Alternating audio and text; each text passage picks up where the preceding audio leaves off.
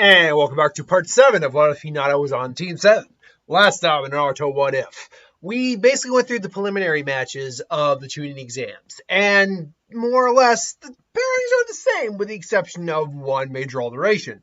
Hinata, using everything she had learned from Naruto and Sasuke, including things she carried on her, barely eked out a win against Neji, but she did eke it out. And now her and Naruto are facing off against each other. We basically skipped through the actual training portion because not a huge amount would change with the training portion, save for the fact that Hinata was going to be trained by her father instead of Neji just training on his own.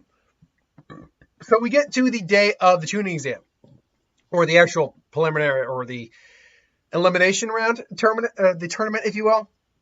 And Hinata does show up. Now, how is Hinata health-wise faring at the moment? Well, as I said initially, she wasn't, like, let's put her condition in the canon at 100%. She was more at around a 65 to 70%. Not good, but nowhere near as bad as she was in the original. So she pretty much has made a full recovery at this point. So, they said this is the new bracket. Sasuke's not here. Dosu got killed by Gaara. Not that they know that. And should know that Hinata, or that Sakura, is also in the tournament as well. Now, what has Sakura been doing? Well, Sakura's been training with Kurenai the best she can. Who did Sakura get paired up with? Because I'll admit, I actually forgot that part. I think it actually makes the most sense that she would have been paired up against Dosu. But I think Dosu, in this case, does end up getting killed by Gaara because he knows that, if I kill you, I'll have a very easier time going after Sasuke. And then, unfortunately, that's not how that works. So, unfortunately, now she has to play the second fiddle to Shikamaru and Tamari's fight. I think in the one of my previous ones, I had that he didn't, and he and Sakura just fought each other. I figured I'd change it up just for this one. So, Shikamaru's going to have to, great, not only am I going to have to fight again, but I'm going to have to fight another girl. What a drag. I always like that better than troublesome. It's like, that's so troublesome. It's like, oh God, such a drag. That really does sound like something someone would say. Not, this is troublesome. Like, really? Anyway. Match 1. Hinata Hyuga versus Naruto Uzumaki. Combatants, when you're ready, begin. And, Naruto and Hinata basically just look at each other, and Naruto just says, Naruto's been kind of, first I'm missing his friend, but also training to beat Hinata, and also kind of struggling a little bit because, they've, I gotta stop saying, because they've been getting closer as individuals, as friends, maybe even more. Like, Naruto's actually seeing her a bit more than just a teammate and a friend. He is seeing her a little bit as, a girl, as someone, an attractive girl, now that he actually sees her. And he just looks at her, and Hinata and Naruto just have to, Naruto, and, they have a moment, and then Naruto just looks up at her, closes his eyes, just, don't hold back, all right? And then Hinata just, It's like, we're never going to be able to improve ourselves if we hold back against each other. The only way we can get stronger is if we grow together. So give me everything you got, Hinata, and I'll give you everything I got. And Hinata just looks at him, has that smile on her face, and that, confident, like, Say, very well. The combatants are already matched. Begin. Naruto immediately starts out with Shadow Clone Jutsu. Probably makes a dozen. Hinata's got her Byakugan on. And, they're going in for combat. So we know Hinata is probably the best fighter, combat-wise, like hand-to-hand wise, among Team 7. But I'm pretty sure I stated this prior, like several parts ago, that because of that, when they're training together, Naruto and Sasuke have probably improved their hand-to-hand combatant skills. Naruto's also a lot more unpredictable than either of them. If Naruto's got one thing on him, it's that you don't really know what Naruto's going to do. So Naruto's, got a couple clones coming in at Hinata. Hinata's doing her best, but Hinata also has kind of stalked Naruto for a while, so she does know a little bit of how he thinks. And is able to really just keep popping him. Real Naruto hanging back like he did against Neji. Creates a couple more clones. This time Hinata goes in, starts rushing.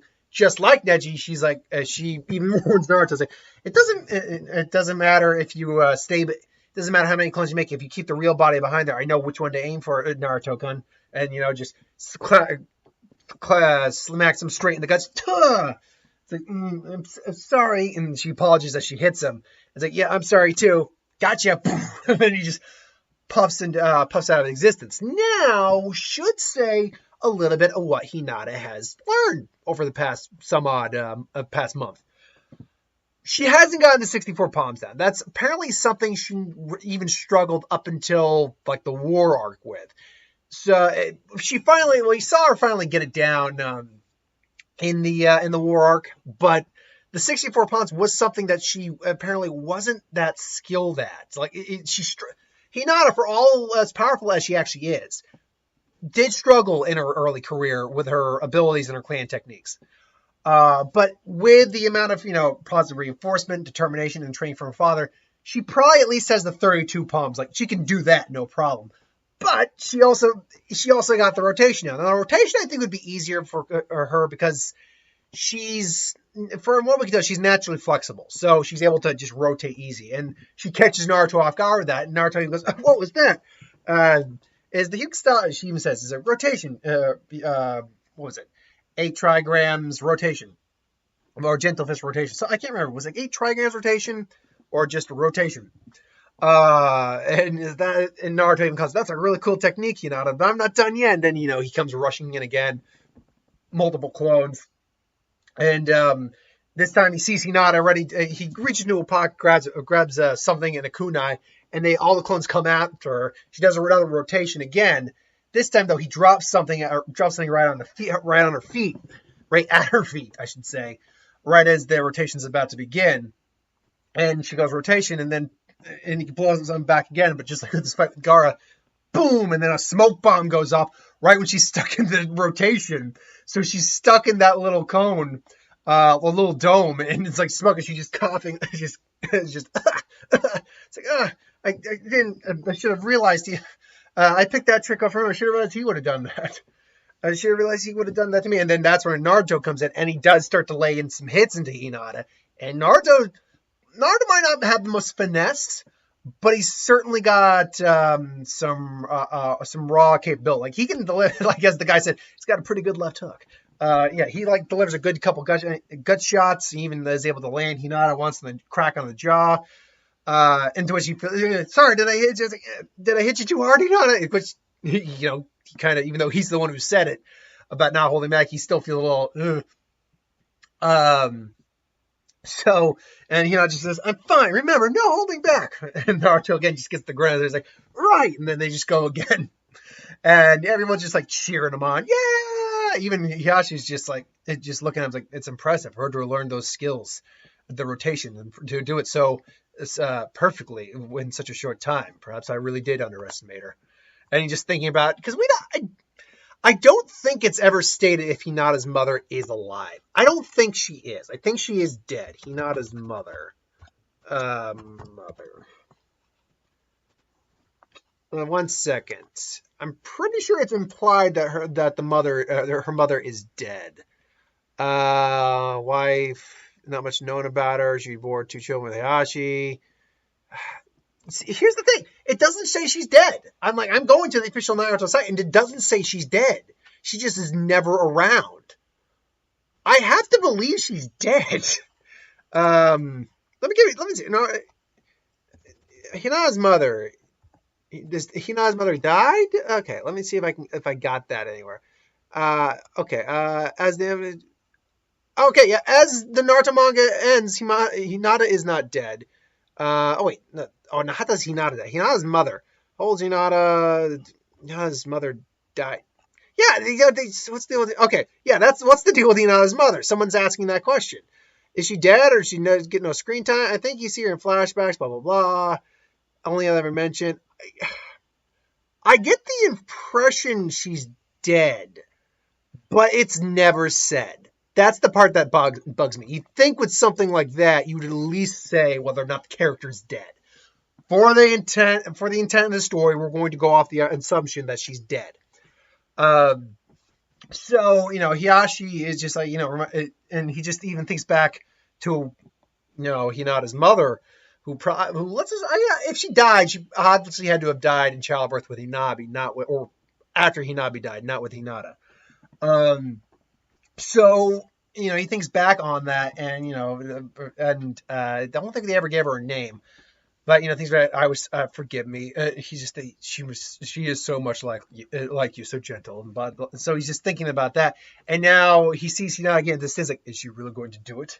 And Naruto is just not prepared, and it's like, forgive me, Naruto. 2 palms, 4 palms, 8 palms, 16 palms, 8 trigrams, 32 palms, and Naruto gets flung back, and. It's not as bad as when Neji tagged him because he tagged 64. It was 64 palms of that one. So Naruto can still mold chakra to some degree. Just he's coughing up a little bit of blood. And she's hesitant to actually ask her if it's okay, but she does like, she says it in the way that makes sense. Like, can you still continue, Naruto-kun?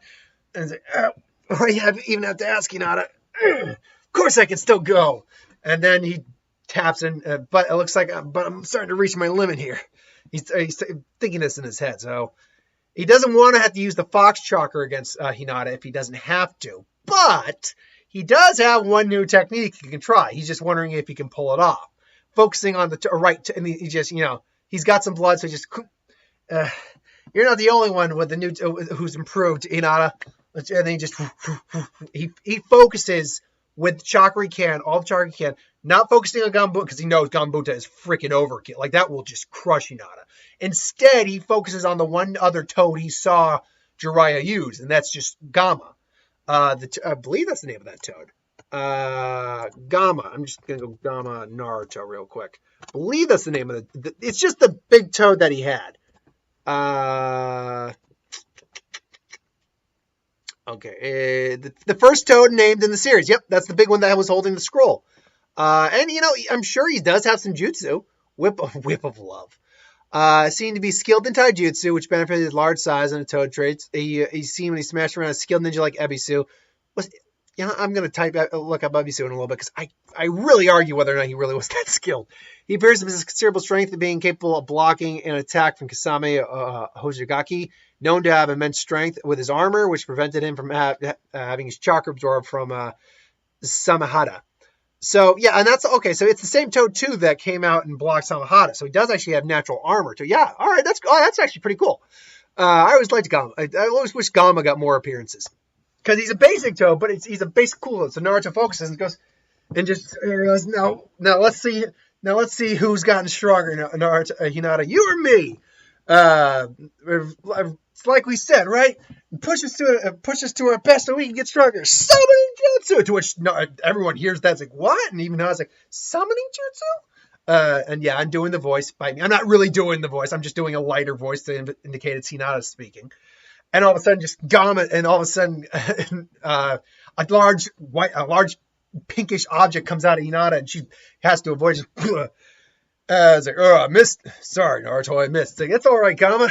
Glad you could help me out. Naruto's there. He's on top of it because Gamma's big enough that Naruto, at least at this size, could actually ride on top of him. Just glad you can give me some help. No problem. So what's the deal? And Naruto basically says, it's the end of the Chizans, and Hinata's giving me all I can. If you think you can help me out, no problem. Now, we don't know what other techniques Gamma actually has. I have to assume Gamma has a chakra nature because they all have chakra nature. Bunta can create oil for fire. Actually, Gamma Kichi's tech element is actually fire as well. That Gamma Kichi, that green feminine one. That had she had a water base. Or no, he had a water base. Sorry, it was a he. So it's like water and fire seem to be the two big ones. And wind. I think like Mom, Pa, one of them could use wind. So like those are like the big three they are capable of knowing. Like lightning honestly doesn't make sense. Earth though could make sense. There's probably some toads that know how to use earth as well. But I would imagine he looks like either a water or an earth user, maybe a fire user. But I'm going to go with water for right now. So Gamma's ready. He's like, I'm ready when you are. All right, back me up, Gamma. Right. Naruto creates as many clones as he's capable of with 32 chakra points closed, which would be, I'd say, about 4 or 5. He just comes rushing in. And coming in, I was like, no, Gamma. I was like, what? Liquid bullet. Giant water bullet comes. Nowhere near the power of Bunta's, obviously, but enough that it would blast Hinata. And Hinata just saying it has to rotate out of that. Rotation! As the rotation dissipates, Hinata's like, gotcha, Hinata! Hinata's able to pop one of the clones, but the other clone gets her in a lock. And the other two just boom, boom, boom, and then they pop out. Just, sorry, surrender, I got you, give up. And she struggles. All of a sudden, the Toad shows up and is like, I got her, Naruto, and then he grabs her up in the tongue. Just, Naruto just kind of like sits on the ground for a minute, catches his breath. Do you give up, Hinata? It's like, she just struggles for a little. I can't. You win, Naruto. You win, Naruto-kun. The match is over. Naruto Uzumaki is the winner. It's like, so, and Gamma releases Hinata, and Naruto probably would have. I imagine Naruto might have, because I imagine the Toad training would have gone a little bit better. The Toad training, oh god, the Toad training would have gone a little better. So I think Jiraiya would have made mention of keep some snacks on call for these guys. So Naruto throws out a couple chocolate bars. Maybe I could even see Jiraiya even showing him just how to do a basic ceiling scroll for stuff. So he takes out a quick ceiling scroll, releases like a couple, like 3 chocolate bars. Like, here you go, Gamma. Oh, thanks. This is a good time. It was a pleasure to. We don't know what Gamma actually sounds like. I've never heard him talk, so maybe this is what he sounds like. It's a pleasure to meet you, Miss Hinata. And then he dissipates. And Naruto helps his friend up, and he's like, "Are you okay, Ina?" "Yes, I'm fine. That was a great match, Naruto. But that was amazing. You summoned a Toad." "Yeah, I know. I'll tell you all about it when we get up to the stage." "Yeah, awesome." And everyone's just amazed. Like even Orochimaru was surprised that he was able to, disguised obviously as the third Kazekage. I believe he's the fourth. He's disguised as the fourth. Sorry, the fourth Kazekage. The third was the one who used the iron release. And he's impossible. The boy was able to learn that in such a short time. He's one to be wary about. Meanwhile, he speaks as Sarah as a Kazekage. "I must admit, your ninja are quite impressive, Saratobi. Indeed. To see the growth of them is amazing, but to see the boy use a summoning juice, even I was not expecting that. Indeed. Where do you think he would have picked up such a technique?" Orochimaru clearly knowing the answer. I have my theories, but to think that the one person who could teach him that is in the village was able to is impressive nonetheless. So they agree about the whole Gaara Sasuke thing, and they get up to the stands, and even Sakura's got to compliment Naruto on that. I mean, she first like, "Hinata, you were amazing. I can't believe you wouldn't go easy on her, Naruto. Come on." Hey, and even Naruto at this point is like, "Hey, look, I told her I didn't want her to go easy on me, and she didn't want me to go easy on her." And Hinata stands up for him, just like, not as angrily, but it's like, "That's right, Sakura. We're never going to be able to grow if we hold back. The only way for us to know the only way to go past our limits and get stronger is to go to fight to our limits and to our max potential." And Sakura kind of just looks back a little bit. She knows Hinata likes Naruto. It's clear that Naruto. She can even tell Naruto's kind of got a little thing for Hinata now. Doesn't know exactly what it is, but he's noticing her more. And Sakura's like, "I guess you're right." Also, I mean, it was cool. I mean, I didn't know you could summon giant frogs. Oh, yeah, I mean, it's a toad, but yeah, I learned it from a crazy perverted old sage. Like, huh? Meanwhile, the Kakuro obviously forfeits his fight to Shino. And then you get the Shikamaru Tamari fight, and that goes the exact same. But because we have Sakura in the mix now, that leads to Tamari versus Sakura, which that fight happens. So Tamari and Sakura are duking it out now. We're about to go in there, and Sakura even decides to get a little cocky because, she's. I'll say this for Sakura overall this time, because she's probably been training with Kurenai, who's very serious, who takes her job seriously, and because she's had a little exposure to Sasuke, she's still clearly head over heels for Sasuke and wanting to be with Sasuke and all that, but she's probably settled down a little bit from that just because she's had a lack of exposure to Sasuke at this point. Think about that for a second. Because she was on Sasuke's team, she was always able to be around Sasuke, so it took a while for at least the fangirl part of her to kind of settle down to some degree.